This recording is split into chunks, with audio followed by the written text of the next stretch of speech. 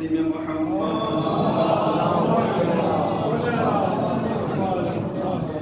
وآله الطيبين الطاهرين المعصومين المظلومين المنتقمين والعاقبة للمتقين والجنة للموحدين والنار للملحدين ولعنة الله على أعدائهم أجمعين من يومنا هذا إلى قيام يوم الدين أما بعد فقال رسول الله صلى الله عليه وآله وسلم إني تارك فيكم الثقلين كتاب الله وعترتي أهل بيتي ما إن تمسكتم بهما لن تضلوا بعدي ولن يفترقا حتى يرد علي الحوض صلوات علی محمد.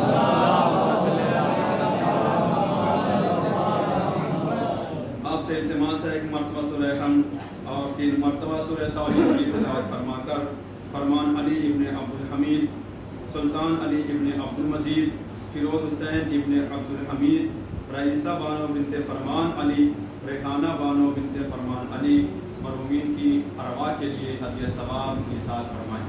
بسم اللہ الرحمن الرحیم.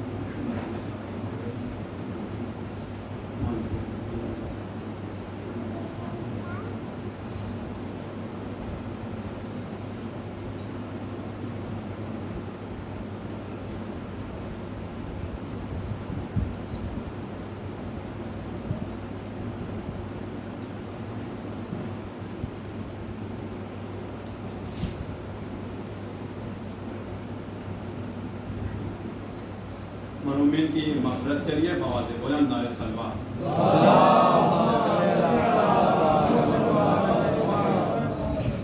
عزیزان محترم، پیغمبر اسلام کا نورانی فقرہ ہے.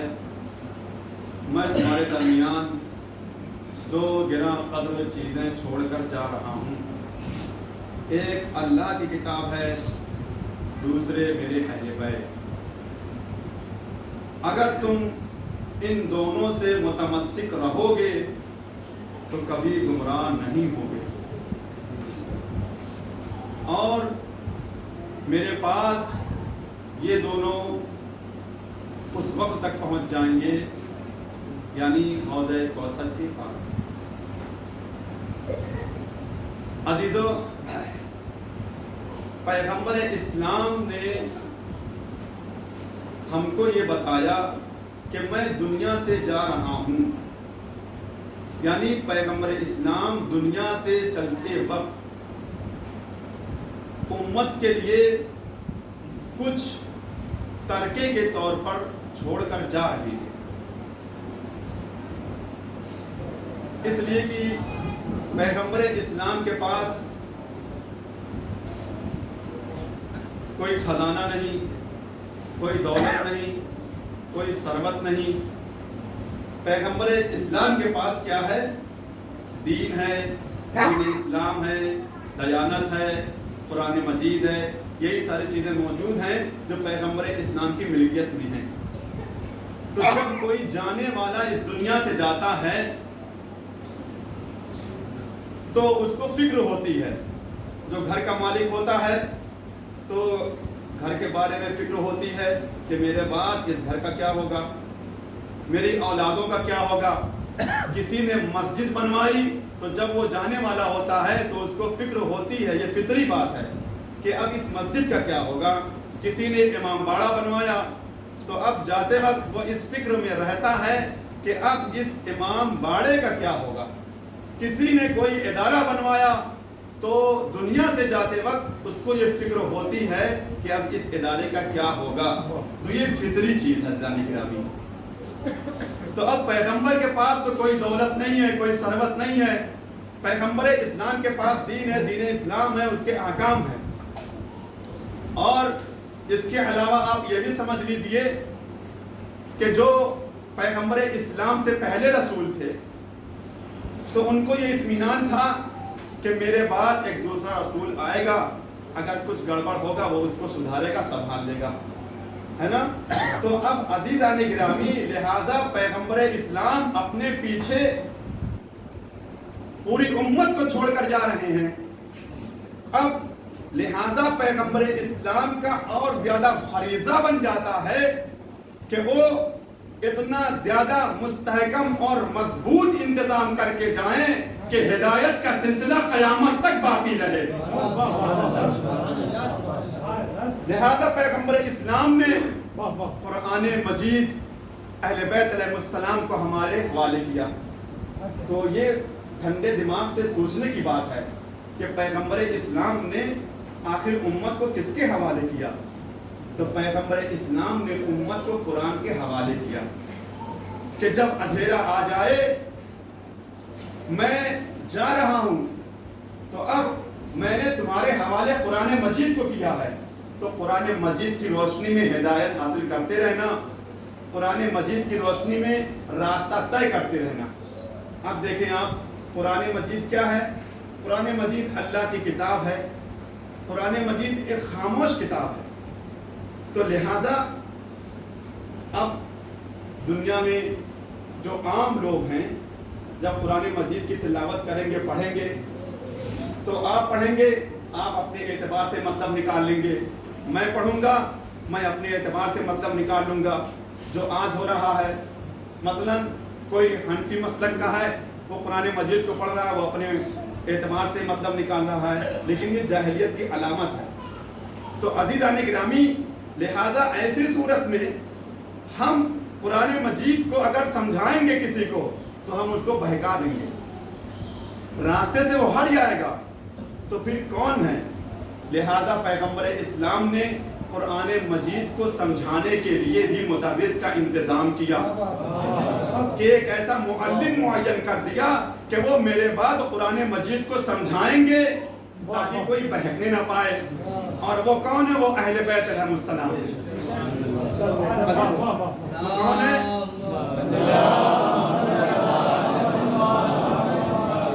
वो अहले बैत अलैहिस्सलाम जो कुरान मजीद को समझाएंगे, उसकी वजाहत करेंगे। तो ये है कुरान मजीद। अब आप तवज्जो फरमाएं कि पैगंबर इस्लाम ने इंतज़ाम कर दिया और हमारे हवाले कर दिया कि ये कुरान मजीद और ये अहले बैत अलैहिस्सलाम हैं। अब देखें आप, कुरान मजीद के अंदर तमाम खुशबुतर का जिक्र मौजूद है, इसमें कोई शक नहीं है। लेकिन अल्लाह ने गिरामी, हम जैसे बदनसीब लोग कुरान मजीद से आज तक कुछ निकाल नहीं पाए। या फिर मुसलमानों को ले लीजिए, जबकि ये बात मुहकम है ना, कि कुरान मजीद के अंदर तमाम जिक्र मौजूद हैं, लेकिन इसके बावजूद भी हम जैसे लोग या मुसलमान कुरान मजीद से कुछ निकाल नहीं सके। आखिर ऐसा क्यों है? क्योंकि हमारे अंदर लियाकत नहीं।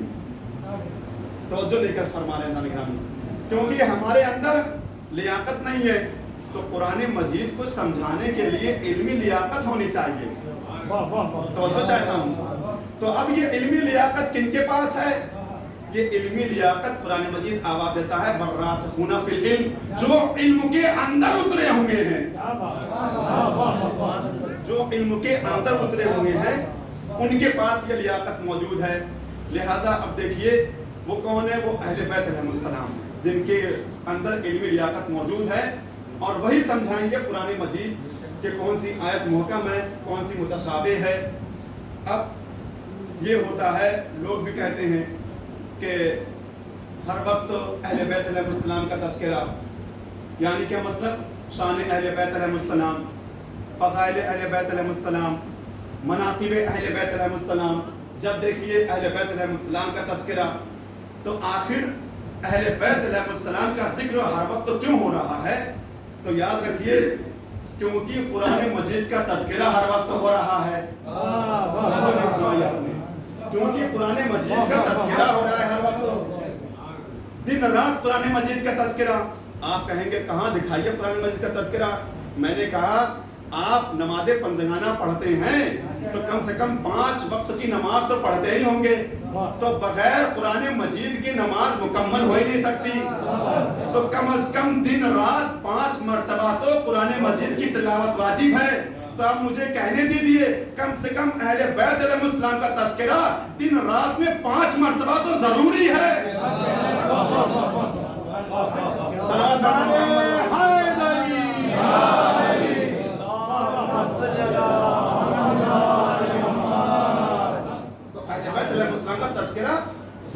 ہے. اب یہ قرآن ہے, اگر ہم پڑھائیں گے تو لوگ بہک جائیں گے. جو بات ہے وہ صاف ہے. دیکھیے اب دیکھیے یہاں پہ ایک بات اور عرض کرتا ہوں چلوں کہ زبان کے سلسلے سے ہم آپ انڈین ہیں, لیکن جو عربی ہوں گے وہ جب قرآن مجید کو پڑھیں گے ان کا انداز الگ ہوگا, ان کا لب و لہجہ الگ ہوگا. اب ہم میں سے کوئی بڑا ہو کے عرب چلا جائے اور وہاں پر قرآن مجید کی تلاوت سیکھ کر آئے تو ہم لوگ تو کہیں گے کہ بہت اچھی تلاوت ہے, مگر جب عرب کی سرزمین پر جائے گا تو جیسے ہی 2 آیت پڑھے گا تو فوراً سمجھ جائیں گے کہ یہ تو عرب کا نہیں ہے بلکہ یہ انڈین ہے. تو جو فرما رہے ہیں گرامی, تو اب دیکھیے زبان ہم کیا ہیں, پڑھتے رہے, علم سیکھنے کی منزل میں ہیں, لہذا ہم نے اردو سیکھ لی, ہندی سیکھ لی. اسی طریقے سے کوئی اگر ہندوستان کا رہنے والا ہے, اگر وہ عرب جائے گا تو ظاہر سی بات ہے وہاں پہ وہ اردو اچھی بولے گا, لیکن کوئی عربی جب یہاں پہ آئے گا وہ اردو بولے گا تو محسوس ہوگا کہ یہ ہندوستان کا نہیں ہے بلکہ یہ عرب کا رہنے والا ہے. اب آپ دیکھیں کہ خود دلی کے اندر زبان کا حال دیکھ لیجئے. ہندوستان کے اندر بہت سینکڑوں زبانیں ہیں. ہندوستان کے اندر کچھ زبانیں ایسی ہیں جو تحریری شکل میں بھی ہیں, کچھ زبانیں ایسی ہیں جو بول چال تک محدود ہیں. دلی کی ایک زبان ہے. اب دیکھیے بات آ گئی ہے تو میں آپ کے سامنے پیش کر دوں. اردو زبان جو میں آپ کے سامنے اس وقت بول رہا ہوں, اس کی پیدائش دہلی اور اطراف دہلی میں ہوئی ہے. دہلی اور اطراف دہلی یعنی کیا مطلب, یہ مظفر نگر, میرٹھ, مراد آباد, شکارپور, یہ اطراف دہلی. تو دلی اور اطراف دہلی, اور حوالہ بھی میں دے دوں تاکہ کسی کو یہ شک نہ رہ جائے. پروفیسر مسعود حسین خان اپنی کتاب مقدمہ تاریخ زبان اردو میں یہ ریسرچ کی ہے, تحقیق کی ہے. جو آج ہم اردو زبان بول رہے ہیں یہ کہاں پہ پیدا ہوئی, سرزمین کہاں ہے اس کی, تو دلی اور اطراف دہلی میں. توجہ چاہتا ہوں دانے گرامی. لیکن آج وہ زبان ہم نہیں بول پاتے. لکھنؤ کا حال بھی یہی ہے. جو پہلے لکھنؤ میں زبان بولی جاتی تھی آج وہ زبان نہیں بولی جاتی. لیکن ہاں ہم اور آپ دلی کے رہنے والے ہیں, میں یہاں پہ زبان بول رہا ہوں تو آپ مجھے فوراً کہہ دیں گے کہ مولانا آپ شکارپور کے نہیں ہیں, چونکہ یہاں کی زبان الگ ہے. فوراً کہہ دیں گے آپ پورب سائڈ کے ہیں. تو اتنا تو ہے نا. اسی طریقے سے لیکن جو زبان تھی ایک سادہ زبان دلی کی, جو اردو شاعری کی سادہ زبان تھی دلی کی, وہ ایک سادہ زبان تھی اور لکھنؤ کی رنگین زبان میں مشہور ہے. لیکن اذان گرامی آج وہ زبان نہیں بولی جاتی ہے. اور دوسرے لوگ جب لکھنؤ پہنچیں گے جو لکھنؤ کے علاوہ کہیں اور رہتے ہیں تو وہاں پر جا کر وہ زبان نہیں بول سکتے. فوراً لکھنؤ والے سمجھ جائیں گے کہ یہ لکھنؤ والی زبان نہیں ہے, یہ کہیں اور کا رہنے والا ہے. دلی میں کوئی آ کر جب دلی والی زبان بولے گا تو فوراً دکاندار پہچان لیتا ہے کہ یہ دلی کا رہنے والا نہیں ہے, لہذا جتنا زیادہ اس سے ٹھگنا چاہیے اتنا وہ ٹھگ لیتا ہے. وہ فوراً سمجھ دیتا ہے جانے گرامی. تو اب تو ہم جیسے لوگ ہیں کہ جو لکھنؤ والی زبان نہ بول پائیں, ہم جیسے لوگ دلی والی زبان نہیں سمجھ پاتے ہیں, تو پھر اللہ کی زبان کیسے سمجھیں گے. دیکھیں توجہ چاہتا ہوں, تو پھر اللہ کی زبان کیسے سمجھیں گے. اب نتیجہ آپ کے حوالے, یعنی جو جہاں کا ہوتا ہے وہ وہاں کی زبان سمجھتا ہے, جو جہاں کا ہوتا ہے وہ وہاں کی زبان سمجھتا ہے. تو اب مجھے کہنے دیجئے, وہ جو محمد کی آغوش میں پلا, اللہ کے گھر میں پیدا ہوا, لہذا وہ اللہ کی زبان سمجھے گا اور سمجھائے گا, کوئی اور نہیں سمجھائے گا. محمد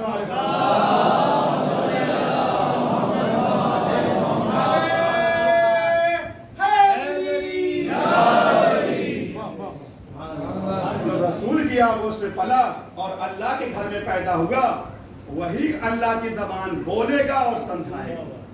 ہر کس و ناقص کے بس کی بات نہیں ہے. ہمارے اندر علمی صلاحیت نہیں, وہ لیاقت نہیں کہ ہم قرآن مجید کو سمجھائیں. قرآن مجید کو وہی سمجھائے گا جو والراسخون فی العلم ہے. اب دیکھیے دانے گرامی, یعنی علم کے اندر اترے ہوئے. اب قرآن مجید کا ایک نام علم بھی ہے. قرآن مجید کے اور بھی نام ہیں اور ان ناموں میں سے ایک نام کیا ہے, علم. میں دلیل دیتا ہوں. وہ جو عید مباہلہ کی آیت ہے, فمن حاج فیہ من بعد ما جاءک من العلم، یعنی اگر علم آ جانے کے بعد بھی یہ تم سے کٹ حجتی کرے تو تمام مفسرین یہ لکھتے ہیں کہ یہاں پر علم سے مراد قرآن مجید ہے. توجہ نہیں فرما رہے ہیں؟ یہاں پر علم سے مراد قرآن مجید ہے. تو اب یہ آیت پڑھیے والراسخون فی العلم، یعنی وہ لوگ کہ جو علم کے اندر اترے ہوئے ہیں. اب یوں کر دیجئے جو قرآن کے اندر اترے ہوئے ہیں،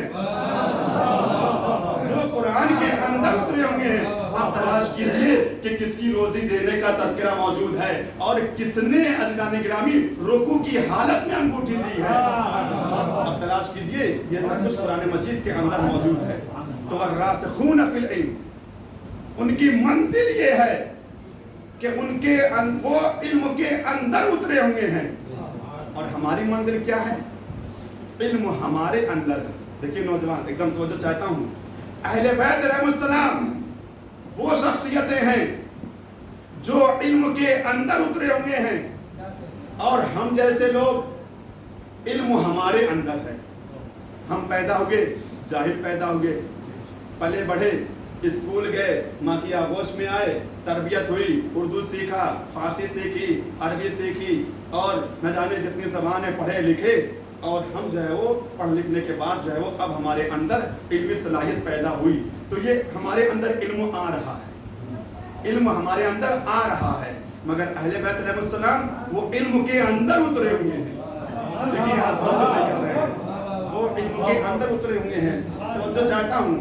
تو ہم پلے بڑھے، جاہل پیدا ہوئے، علم حاصل کیا، اور اتنا علم حاصل کیا جانے گرامی کہ ہم خلا میں پہنچ گئے. ہم کہاں پہ پہنچ گئے؟ خلا میں پہنچ گئے. اس کے بعد ہم کہاں پہ پہنچ گئے؟ چاند پر پہنچ گئے.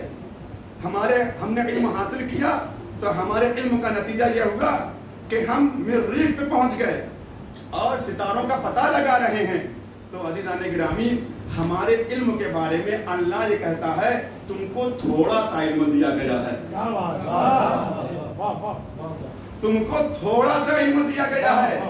اب آپ سمجھے دانے گرامی، جس کو تھوڑا سا علم دیا گیا ہے تو تھوڑے سے علم کا کمال یہ ہے کہ وہ ستاروں کا پتہ لگا رہا ہے، ستاروں پہ جا رہا ہے. اور جس کے پاس پورا علم ہے وہ ستاروں کو اپنی دوڑی پہ بلا رہا ہے. صلوات پڑھے محمد وعلی محمد.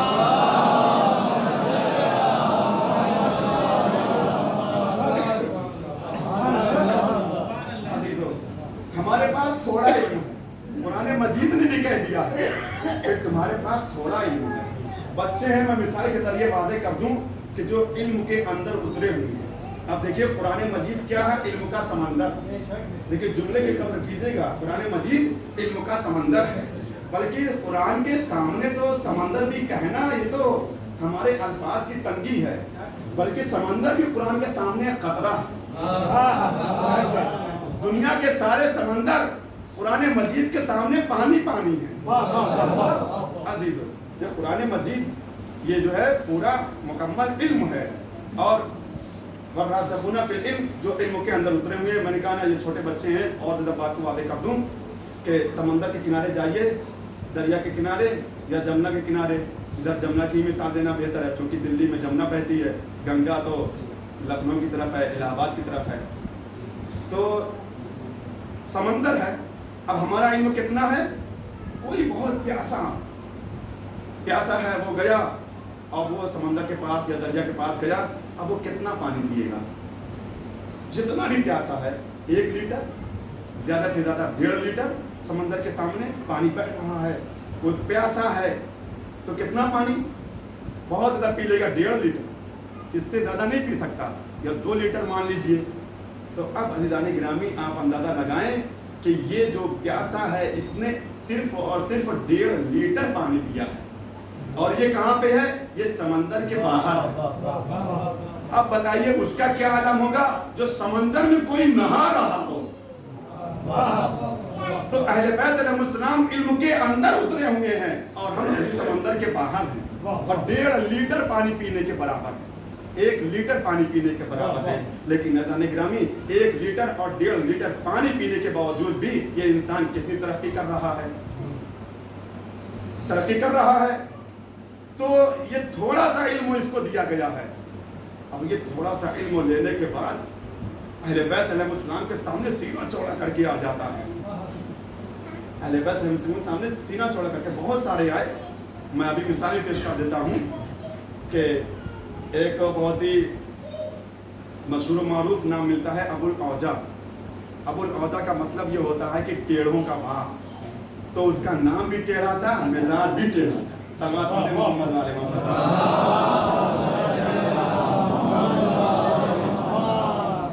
وہ آ کر مولا کائنات علیہ السلام کے پاس آیا اور آنے کے بعد جو ہے وہ سوال کیا اس نے کہ یہ جو حاجی یہ گھر کا طواف کر رہے ہیں, یہ کب تک طواف کرتے رہیں گے, ان کو کیا ملے گا, کیا یہ جہالت نہیں ہے؟ اور یہ جو حرم میں ہیں حاجی اور چکر لگا رہے ہیں تو اس سے کیا فائدہ ملے گا؟ تو امام نے کہا یہ صرف ایک زمین نہیں ہے بلکہ یہ اللہ کی ایک خاص زمین ہے. یہ ایک عام گھر نہیں ہے بلکہ یہ اللہ کا گھر ہے. لہذا جو حاجی طواف کر رہے ہیں اس کا کوئی نہ کوئی مقصد ہے. اب دیکھیں دانی گرامی, یہ بات آ گئی تھی درمیان میں نے اس لیے پیش کر دی. مجھے تو آپ کے سامنے علم سے متعلق بات کرنی ہے. اب آئیے چلیے علم کی بات مجھے واضح کرنے دیجئے.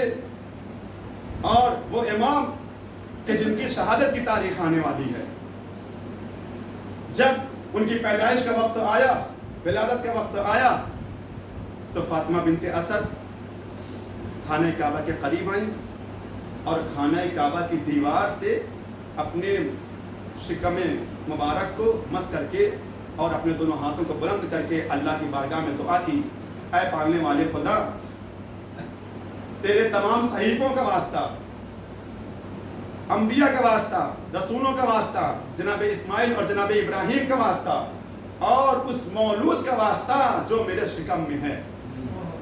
عزیزان گرامی, ابھی دعا تمام نہ ہوئی تھی کہ دیوار میں شک پیدا ہو گیا, دیوار میں در پیدا ہوا اور فاطمہ بنت اسد خانہ کعبہ کے اندر. اس کے بعد جیسی دیوار تھی ویسے پھر ہو گئی, لیکن نشان باقی. 3 دن تک آپ خانہ کعبہ کے اندر رہیں اور 3 دن کے بعد پیغمبر اسلام تشریف لائے اور آنے کے بعد فوراً مولا کائنات کو اپنی آغوش میں لیا. دیکھیے میں آپ کے سامنے علم کی بات کرنے جا رہا ہوں. جیسے ہی مولا کائنات علیہ السلام پیغمبر اسلام کی آغوش میں آئے تو فوراً آنکھیں اپنی کھول دی, فوراً اپنی آنکھیں کھول دی. یعنی مولا کائنات جب آغوش رسالت میں آئے تو سب سے پہلے جمال رسالت کی زیارت کی ہے. جب جمال رسالت کی زیارت کی تو پیغمبر اسلام نے کہا, یا علی, تم نے اپنی دونوں آنکھوں کو جو سب سے پہلے دیکھا میرے رخ کو مختص کیا ہے, تو لہذا تو نے پہلی ہی نظر میں میرے سارے علم کو خرید لیا ہے. انا مدینۃ العلم علی بابھا, میں شہر علم ہوں اور علی اس کا دروازہ. دیکھیے یہ وہیں پہ کہہ دیا تھا.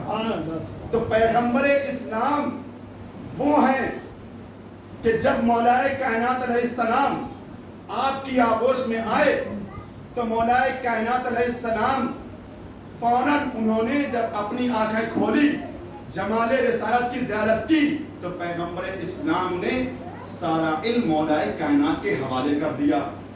اب دیکھیے اس کا مطلب یہ ہے کہ یہ کوئی معمولی بچہ نہیں ہے, یہ کوئی عام بچہ نہیں ہے, بلکہ یہ وہ بچہ ہے کہ بچپنے میں ایک نظر میں علم رسالت کا سودا کر لیتا ہے اور جوانی میں جب بستر رسالت پہ سوتا ہے تو پھر ایک نیند میں مرضی پروردگار کو سودا کر لیتا ہے. صلوات پڑھیں محمد والے.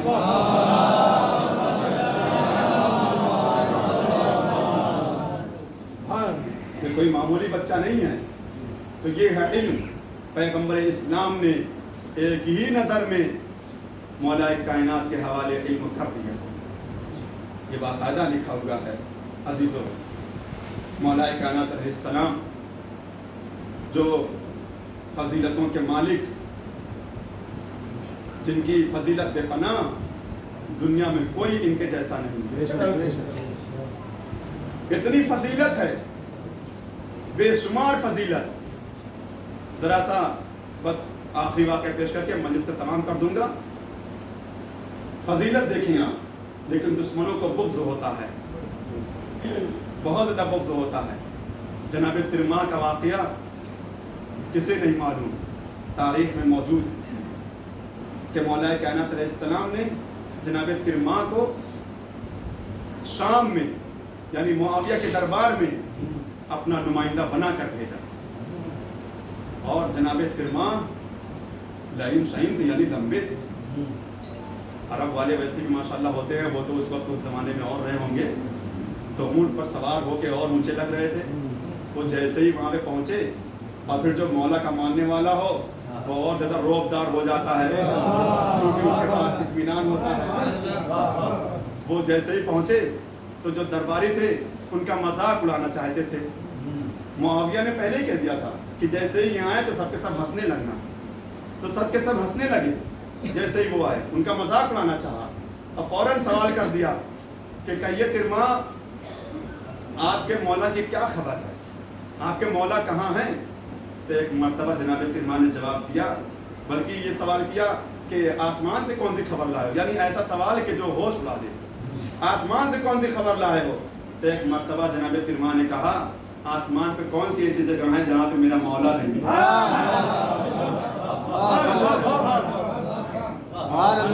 چاہتا نا، لیکن وہ مولا کا چاہنے والا کیسا کہ حاضر جواب نہ ہو. جیسے ہی کہا کہ کہیے ترما آسمان سے کون سی خبر لائے ہو، فوراً کہا کہ کون سی ایسی جگہ ہے آسمان پر جہاں پہ میرا مولا نہیں.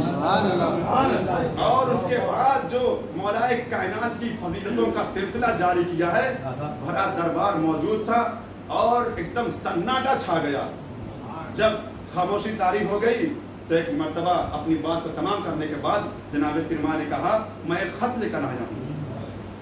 تو معاویہ نے پوچھا کس کا خط ہے؟ کہا جس کے یہ سارے فضائل، جس کے یہ سارے فضائل ہیں. کہا کس کے نام ہے؟ کہا ناپاک تیرے نام ہے. اب نگرامی بھرے دربار میں اس طرح سے جملہ بولنا کوئی آسان کام نہیں ہوتا. تو کہا میرے حوالے کر دو. کہا یہ پاک خط اور تمہارا نجس ہاتھ. تو اس نے کہا مجھے نہیں دینا چاہتے ہو، میرے وزیر کو دے دو. کہا جب بادشاہ آیا تھا تو وزیر کیسا ہوگا، تو چاہتا ہوں. اب اس کے بعد بھرے دربار میں جناب ترما قصیدہ پڑھ رہے تھے اور قصیدہ پڑھنے کے بعد پوری بات مکمل کرنے کے بعد آپ دربار سے چلے گئے.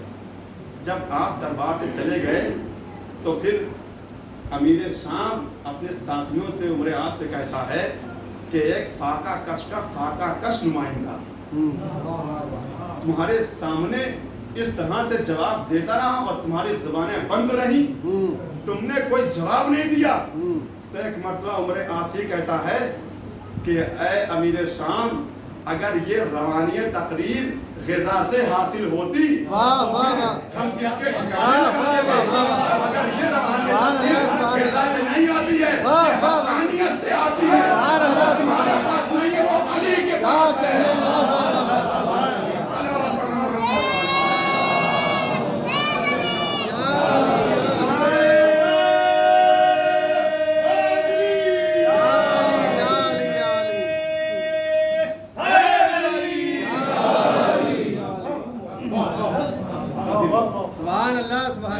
حق بولنے کے لیے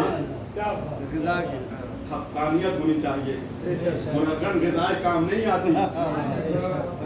بات کہنے کے لیے مولا علی والا ہونا چاہیے، علی کا چاہنے والا ہونا چاہیے. عزیزو اب اسی مولا کی شہادت کی تاریخ آ رہی ہے. رمضان المبارک کی 18 تاریخ 17 تاریخ گزر چکی، کل 18 تاریخ ہے اور آپ حضرات انشاءاللہ شب قدر کے اعمال بھی بچا رہے ہیں.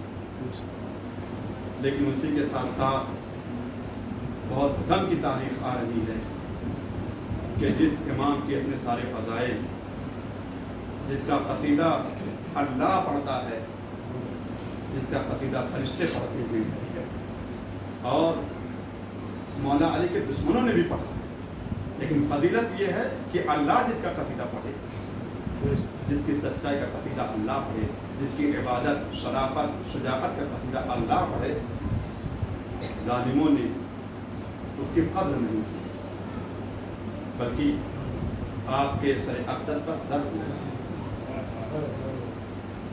اور صرف مولا کائنات علیہ السلام کے ساتھ ایسا ظلم نہیں، بلکہ آپ کی اولاد کو کربلا کے میدان میں 3 دن کا بھوکا اور پیاسا شہید کر ڈالا۔ عزادارو، کربلا کے میدان میں ایک صحابی اسلام پر قربان ہو چکا، زہیر ابن قیل شہادت دے چکے، حبیب ابن مظاہر شہید ہو چکے۔ عزادارو، شب عاشور جناب عباس خیموں کی پاسبانی کرتے تھے، خیموں کی نگرانی کرتے تھے، تو جناب زینب سلام اللہ علیہ کو یہ خیال تھا کہ کون ہے جو ہمارے خیموں کی طرف نگاہ اٹھا کر دیکھے گا، اس لیے کہ میرا بھیا عباس خیموں کی نگرانی کر رہا ہے۔ اور سچ یہی ہے کہ جب تک مولا عباس کربلا کے میدان میں موجود تھے، کسی ظالم کی ہمت نہیں تھی کہ وہ آقا حسین کی طرف آنکھ اٹھا کر دیکھیں، خیمے کی طرف تو دور کی بات ہے۔ لیکن عزادارو، جب سب شہید ہو چکے، تاریخ سے اگر پوچھا جائے کہ بیویوں کا سہارا کون، تو تاریخ بتائے گی عباس۔ سکینہ کی آس کون، تو تاریخ بتائے گی عباس۔ ننھے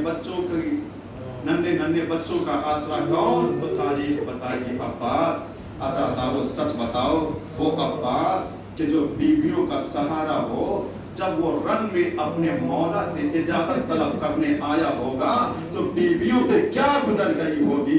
عزادارو، جناب زینب سلام اللہ علیہ کو یہ یقین ہو گیا ہوگا، اب میرے بازوؤں میں ریشمہ ضرور باندھی جائے گی، اب میرے بازوؤں میں رسی ضرور باندھی جائے گی۔ عزادارو، حضرت من اللہ جناب زینب کو یقین ہو گیا کہ اب میرے بازوؤں میں ریشمہ ضرور باندھی جائے گی۔ جناب عباس امام حسین علیہ السلام سے اجازت طلب کرتے ہیں، آقا اب مجھے بھی مرنے کی اجازت دے دیجیے۔ تو امام حسین علیہ السلام نے فرمایا، اے بھیا عباس، وہ لشکر ہی کہاں رہا، اے بھیا عباس، تم تو میرے لشکر کے علمدار ہو، معاف کیجیے گا، تم تو میرے لشکر کے علمدار ہو۔ تو جناب عباس کہتے ہیں، اب وہ لشکر ہی کہاں رہا جس کا میں علمدار تھا۔ بس عزادارو، امام حسین علیہ السلام نے جناب عباس سے کہا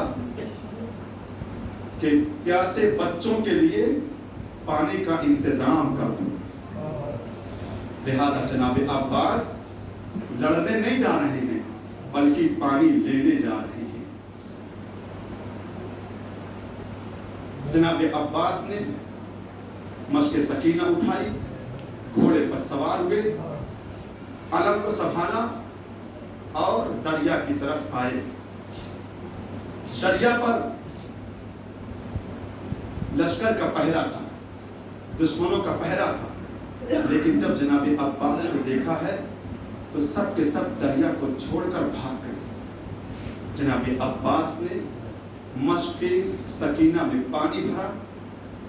جناب عباس پیاسے ہیں اور دریا کے پاس ہیں اور پانی بھر رہے ہیں۔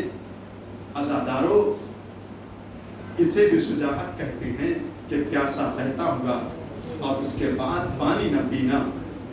سامنے پانی بہ رہا ہے مگر جناب عباس نے پانی نہیں پیا، اس لیے کہ جناب عباس کو یہ خیال تھا کہ خیمے میں سکینہ پیاسی ہے، علی اصغر پیاسا ہے، جناب زینب پیاسی ہیں، اہل حرم پیاسے ہیں، تو جناب عباس پانی کیسے پیتے تھے؟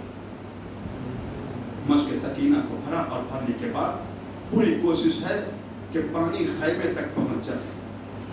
عزادارو، قریب تھا کہ پانی پہنچ جائے، مگر عمر صاحب نے آواز دی کہ اگر پانی خیمے تک پہنچ گیا تو ہماری محنت بیکار ہو جائے گی۔ بھاگی ہوئی فوجیں آگے آئیں۔ تاریخ میں مطالعہ کر رہا تھا مصائب آل محمد، اس میں جناب عباس کے شہادت کے طریقے کو ایک الگ انداز سے بیان کیا ہے۔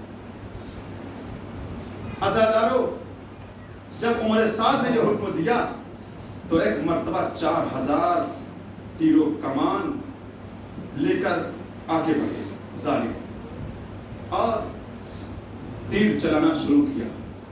اب جب تیر چلانا شروع کیا عزادارو، تو ایک تیر مشق سکینہ پہ آ کے لگا۔ جیسے ہی مشق سکینہ پہ آ کے لگا تو پانی سارا بہہ گیا۔ اور یہ بھی روایت میں موجود ہے کہ ایک شقی نے چھپ کر آپ کے داہنے بازو پر وار کیا، آپ کا داہنا بازو پر ہو گیا۔ پھر کسی نے بائیں بازو پر وار کیا، آپ کا بائیں بازو پلک ہو گیا۔ عزادارو، مشق سکینہ پانی سے بھری ہوئی تھی، وہ بھی بہہ گئی۔ جناب عباس کے دونوں بازو پلک ہو گئے۔ جناب عباس کی پوری کوشش تھی کہ پانی خیمے تک پہنچ جائے، لیکن جب یہ کوشش نہیں پوری ہو سکی تو آپ نے اپنے گھوڑے کو موڑ دیا۔ کیوں؟ اس لیے کہ سکینہ کو کیا جواب دے دیں، لہذا دریا کی طرف موڑ لیا۔ عزادارو، 4000 کا لشکر تیر چلا رہا۔ یہ تو عام طور سے سنتے رہتے ہیں جناب عباس کے دونوں بازو قلم ہو گئے اور آنکھوں پہ تیر لگا۔ پھر کسی نے جناب عباس کے سر پر ایک ایسا گرز مارا، جناب عباس گھوڑے پر سنبھل نہ سکے، وہ زمین پہ تشریف لائے۔ اب یہاں سے سنیے، مصائب آل محمد میں موجود ہے کہ جناب عباس کی شہادت اس طرح سے مختلف ہے کہ جب کوئی شہید کربلا کے میدان میں گھوڑے سے زمین پر آیا ہے عزادارو، تو ایک ہاتھ زین پر ہوتا تھا اور ایک ہاتھ عزادارو اس طریقے سے یعنی زین پر اپنے ہاتھ کو رکھتا تھا اور اپنے آپ کو آہستہ سے زمین پہ گرا دیتا تھا۔ مگر ہائے عزادارو، جناب عباس کے دونوں ہاتھ قلم ہو گئے، ہاتھ زین پر کیسے رکھیں؟ اور اس کے علاوہ شہادت اس طرح بھی مختلف ہوتی ہے کہ جب کوئی شہید عزادارو کربلا کی خاک پہ آیا ہے تو اس نے اپنے دونوں ہاتھوں کو ٹیک دیا، مگر ہائے جناب عباس کی بے کسی، جب آپ کربلا کی خاک پر آئے تو آپ کے دونوں ہاتھ سلامت نہیں تھے۔ عزادارو، گھوڑے کی بلندی سے جناب عباس کربلا کی زمین پر آئے، آواز دی، اے آقا اپنے بھائی کی خبر لیجئے۔ عزادارو، اس آواز کا سننا تھا کہ امام حسین علیہ السلام آگے بڑھے اور یہ کہتے ہوئے آگے بڑھے، اے بھیا عباس، تمہارے مرنے سے میری کمر ٹوٹ گئی۔ جناب امام حسین علیہ السلام جناب عباس علیہ السلام کے پاس پہنچے۔ عزادارو، جناب عباس کا سر امام حسین علیہ السلام نے اپنے زانوں پہ رکھا۔ اب جو جناب عباس نے آنکھیں کھولی تو ایک مرتبہ کہا، آقا، غلام کا سر آقا کے زانوں پر۔ اس کے بعد جناب عباس علیہ السلام نے کہا، اے آقا، میرے لاشے کو خیمے میں نہ لے جائیے گا، اس لیے کہ میں سکینہ سے شرمندہ ہوں، میں پانی نہیں پہنچا سکا، اجرکم اللہ۔ اس کے بعد امام حسین علیہ السلام نے بھی کہا، اے بھیا عباس، تم نے کبھی بھی زندگی میں مجھے بھائی کہہ کے نہیں پکارا، ہمیشہ آقا کہا، آخری بار اب مجھے بھائی کہہ کے پکار لو۔ اب جو جناب عباس نے کہا، اے بھیا حسین، روح پرواز کر گئی۔ امام حسین علیہ السلام نے علم کو سنبھالا، خیمے میں آئے، سکینہ نے کیا دیکھا؟ علم آیا ہے، علمدار نہیں آیا۔ سکینہ کہتی ہے، اے بابا، مجھے پانی نہیں چاہیے، میں پانی کا شکوہ نہیں کروں گی۔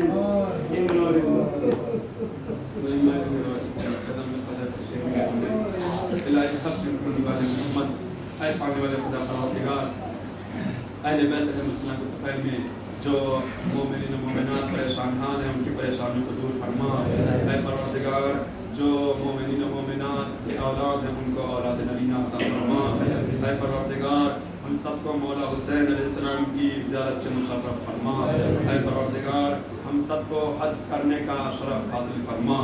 خدایا ہمارے روزوں کو قبول فرما، پروردگار ہماری عبادتوں کو قبول فرما، خدایا ہماری نمازوں کو قبول فرما۔ پروردگار امام زمانہ علیہ السلام کے ظہور میں تعجیل عطا فرما اور ہم سب کو ان کے آوان و انصار میں شمار فرما۔ ایک بار اور آپ سے التماس ہے، ایک مرتبہ سورہ حمد اور 3 مرتبہ سورہ توحید کی تلاوت فرما کر فرمان علی ابن عبد الحمید، سلطان علی ابن عبد الحمید، فیروز حسین ابن عبد الحمید، رئیسہ بانو بنت فرمان علی، ریحانہ بانو بنت فرمان علی مرحومین کی ارواح کو ہدیہ ثواب حساب فرمائیں۔ بسم اللہ الرحمن الرحیم۔